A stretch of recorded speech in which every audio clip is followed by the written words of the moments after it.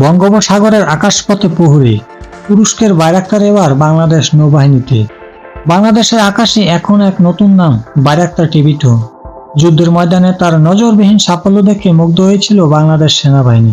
এবার সেই আকাশজয়ী যন্ত্রের দিকে নজর পড়েছে বাংলাদেশ নৌবাহিনীর। বঙ্গোপসাগরের আকাশে নজরদারি, শত্রুর গতিবিধি পর্যবেক্ষণ এবং সময়মতো আঘাত হানার জন্য এই ড্রোন হতে যাচ্ছে এক যুগান্তকারী সংযোজন। এই কৌশলগত পদক্ষেপটি শুধু একক সিদ্ধান্ত নয়, এটি একটি বন্ধুত্বের প্রতিচ্ছবি। তুরস্ক ও বাংলাদেশের মধ্যকার ক্রমবর্ধমান সামরিক সহযোগিতা এখন বাস্তব রূপ পাচ্ছে বাইরাক্তার ড্রোনের মাধ্যমে। সেনাবাহিনীর পর এবার নৌবাহিনীও আগ্রহ দেখাচ্ছে আরও উন্নত বাইরাক্তার টিভি-3 এর প্রতি, যেটি ছোট্ট রানওয়ে থেকে উড়তে সক্ষম, যার মানে নৌযান বা ক্ষুদ্র বিমানঘাঁটি থেকে চালানো যাবে এই ড্রোন।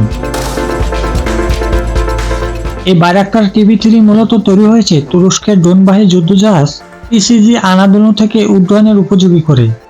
ফলে এটি এক যুদ্ধক্ষেত্রে অসাধারণ নমনীয়তা প্রদান করে। গোয়েন্দা নজরদারি হোক কিংবা শত্রুর ঘাঁটিতে সুনির্দিষ্ট আঘাত, সব কাজেই পারদর্শী এই টিভি-3। বাংলাদেশ সেনাবাহিনী ইতিমধ্যে 12টি বাইরাক্তার টিভি-2 সংগ্রহের ঘোষণা দিয়েছে, যার মধ্যে 6টি 2023 সাল থেকে কার্যক্রমে নিয়োজিত। বাকিগুলো দূরত্ব সংযোজনের প্রস্তুতি চলছে। এদের কাজ শুধু সীমান্ত পাহারা নয়, যুদ্ধক্ষেত্রে শত্রুর উপর সুনির্দিষ্ট ও সাইলেন্ট স্ট্রাইক, আধুনিক যুদ্ধের অনবদ্য হাতিয়ার। কিন্তু এই সফলতা কিছু প্রতিবেশী চোখে খটকা লাগিয়েছে, বিশেষ করে ভারত, যার উদ্বেগ দিন দিন স্পষ্ট হচ্ছে। ভারতের সামরিক সূত্র জানিয়েছে, বাংলাদেশের তেজগাঁও বিমানঘাঁটি থেকে ছেড়ে যাওয়া এক বাইরাক্তার টিভি-2 ভারতের মেঘালয়, ত্রিপুরা এবং মিজোরামের কাছাকাছি উঁচু উচ্চতায় নজরদারি করছিল। এই ঘটনায় ভারতের প্রতিক্রিয়া বেশ তীব্র। ভারতীয় সামরিক সূত্র জানিয়েছে, আমরা আমাদের আকাশসীমা রক্ষা করতে সক্ষম, যে কোনো অনুপ্রবেশ ঘটলেই প্রতিরোধমূলক ব্যবস্থা নেওয়া হবে। ভারতীয় রাডারে ধরা পড়া ড্রোনটি উচ্চতা এতটাই বেশি ছিল যে তা খালি চোখে দেখা সম্ভব ছিল না। তবে ভারতের বক্তব্য, এই নজরদারি আমাদের উদ্বিগ্ন করেছে। ভারতের ভেতরে চাপ বাড়ছে।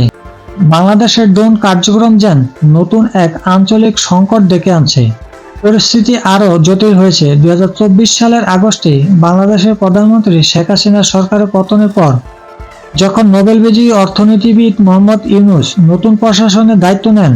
ভারতের সাথে এই নতুন সরকারের সম্পর্ক জটিলতর হয়েছে, বিশেষ করে চীনকে ঘিরে রাজনৈতিক ও সামরিক সহায়তার বিষয়টি সামনে আসায়।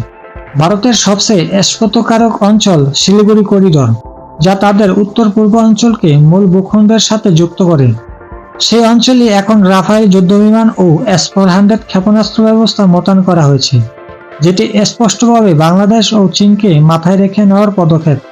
এমনকি বাংলাদেশের লালমনিরহাটে চীনের সহায়তায় একটি বিমানঘাঁটি স্থাপন নিয়ে গুঞ্জন ভারতীয় প্রতিরক্ষা মহলে রীতিমতো হইচই ফেলে দিয়েছে।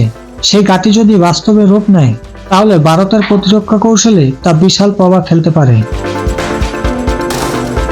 তবে যাই হোক না কেন, শেষ কথা একটাই, বাইরাক্তার শুধু এক ড্রোন নয়, এটি বাংলাদেশের আকাশের নতুন আস্থা, নতুন বন্ধুত্বতা ও নতুন শক্তির প্রতীক। আর এই আস্থা যতই উঁচুতে উঠবে, প্রতিবেশীর দুশ্চিন্তাও ততই বাড়বে। তবে বাংলাদেশ এখন জানে কিভাবে আকাশে উঠতে হয়, তাকে পাশে রাখতে হয়।